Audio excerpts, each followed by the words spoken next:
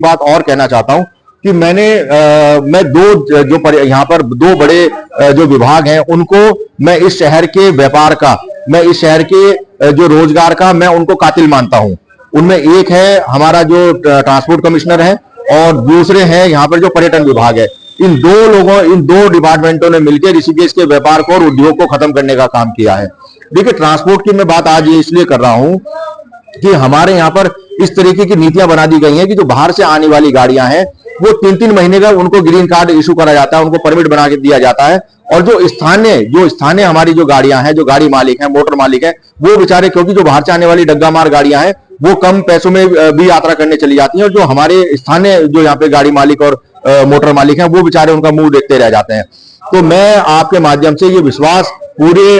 अपने यहाँ के मोटर मालिकों को, गाड़ी मालिकों को दिलाना चाहता हूं कि नगर निगम की तरफ से बैरियर बनाए जाएंगे। जो भी DL number, HR number, PB number, RJ number की जो गाड़ियां डग्गा मारी वाली चलती हैं और जो गाड़ियों को यहाँ पर ग्रीन कार्ड 3-3 महीने का दिया जा रहा है, वो बिल्कुल उस पर रोक लगाई जाएगी। उसके लिए पूरी लड़ाई मैं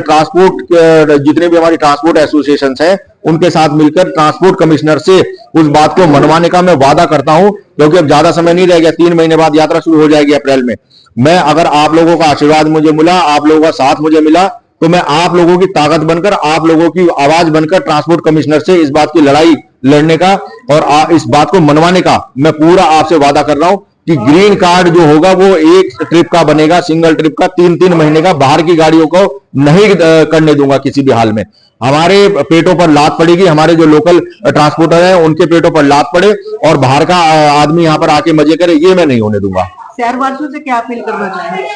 शहरवासियों से मैं निवेदन करता हूं कि वो मुझे, देखिए, मैं एक नेता के नहीं, एक बेटे के रूप में आप लोगों के सामने हूं और मैं व्यापारी पुत्र हूं। मेरे पिता का खुद यहाँ पर घाट रोड पर ही शॉप है। तो मैं इस शहर की जो हमारी समस्याएं हैं, जो व्यापारियों की समस्याएं हैं, वो उनसे मैं भली भांति परिचित हूं। और